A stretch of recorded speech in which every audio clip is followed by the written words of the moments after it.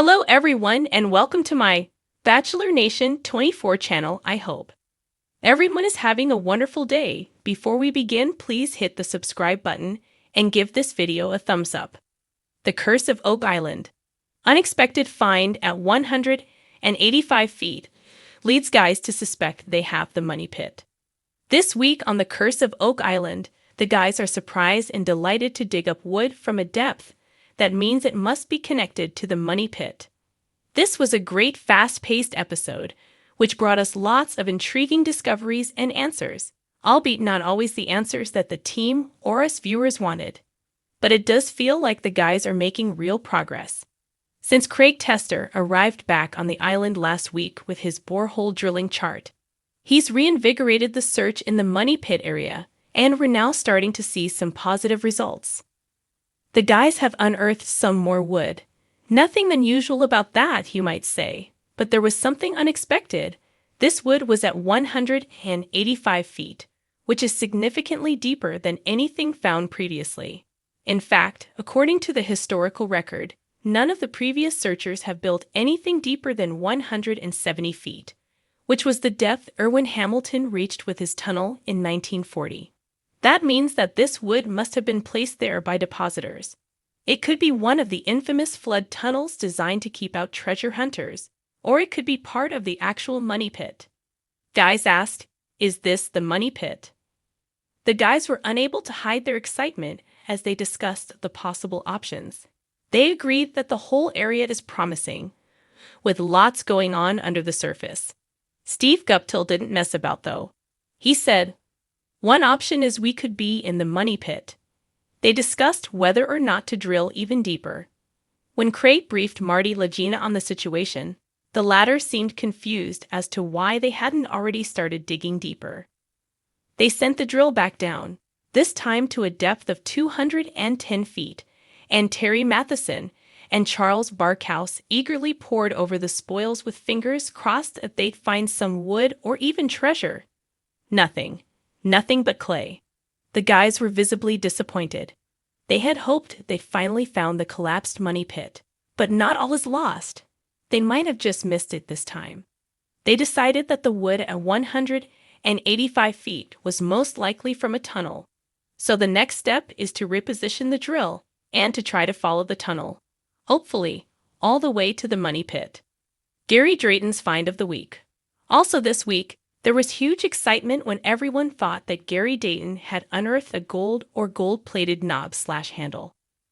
Unfortunately, the bubble was burst by a combination of Laird Niven and expert Sandy Campbell, who pointed out it was just a fancy brass knob. Not all bad news, though, as Campbell said it was a high-end, expensive handle, most likely from a jewel box. But where are the contents? Also this week, we saw the mystery of the Serpent Mound solved definitively. This snake-shaped feature was discovered just a few weeks ago, and the guys had wondered if it was related to other serpent mounds discovered in North America that date back 1,000s of years. However, archaeologists Aaron Taylor and Miriam Emerald concluded that it was not one of these mounds, but simply a pile of rubble, probably the spoils from another excavation. Perhaps more intriguingly, it could be, as Marty suggested, spoils from the money pit.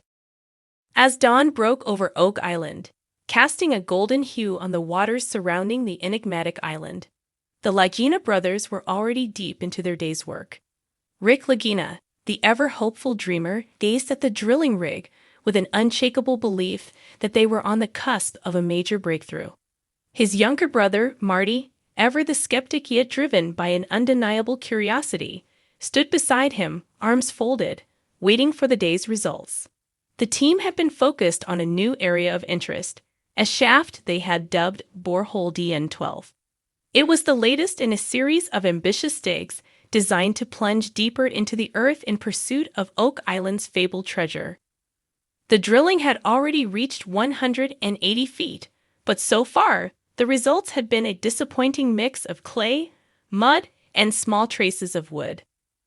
However, as the rig pushed toward 185 feet, something felt different. The ground resistance was changing, giving the drill operator, Jack Begley, a sense that they were nearing something significant. "Hold on, guys," Jack called out, his voice laced with anticipation. "I think we've hit something solid." Everyone on site froze.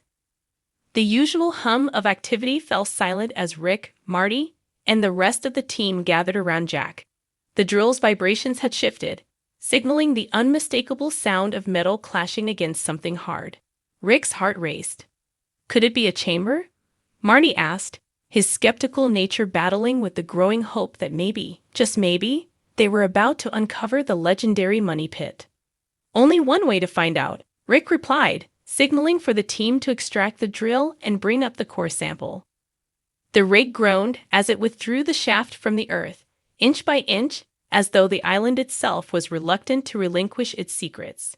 Craig Tester and Alex Legina hurried to the core shack, ready to analyze whatever came up. They had seen so many false leads in the past, from coconut fiber to scattered remnants of traps left by treasure hunters long gone, but today felt different. There was an electricity in the air. Finally, the core emerged, and Rick carefully sliced into the sample. His hands were steady, but his breath hitched slightly as the first slice revealed a strange material embedded within the earth. The texture was smooth, almost polished, definitely not in natural formation. "What is that?" asked Gary Drayton, the metal detection expert who had rushed over to the scene. "That doesn't look like any wood I've seen." Rick pried the object from the surrounding sediment, revealing what appeared to be a piece of carved stone. It was rectangular, about the size of a brick, and faint carvings could be seen etched into its surface. The team stood in awe. Marty ran his hand over the stone, then glanced at Rick. "This can't be from an old shaft, can it? It looks ancient." Gary leaned in closer.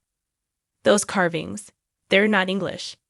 Could be Spanish, maybe even something older." Rick felt a familiar surge of excitement. His mind raced with the possibilities. If they had found something this significant at 185 feet, they might be standing on the precipice of discovering the money pit's long-hidden vault. "Let's get this analyzed immediately," Rick ordered, but his mind was already wandering to what could lie below. As the team analyzed the stone, the drill crew continued to probe deeper. By the time the drill reached 190 feet, the resistance had grown even stronger. Whatever was below, it was massive. As another core sample came to the surface, it revealed more of the strange stonework, this time with traces of metal embedded in it. Marty's skepticism was dissolving before his eyes. "If this isn't a vault, I don't know what is," he muttered, trying to contain his rising excitement. Rick, however, was already making plans. He instructed the team to halt the drilling for the day, wanting to bring in sonar equipment to get a clearer picture of what lay beneath them. He was convinced that they were sitting on the threshold of the money pit, but patience was key now. One wrong move could destabilize the fragile structure below. That evening, the team gathered in the war room, huddled around the mysterious stone. Laird Niven, the team's archaeologist, had joined them after spending hours examining the artifact. "This stone is no ordinary find," Laird began. "The carvings are consistent with pre-Columbian symbols. I'm thinking 14th or 15th century. But that's not the most intriguing part. There are traces of gold in the crevices." Rick's eyes widened. "Gold." Laird nodded. "It's faint, but it's there. Whatever this was, it's been handled by people who knew what they were doing. And if this stone is part of a larger structure..." Rick finished the thought, his voice low and full of awe. "Then we're closer to the treasure than we've ever been."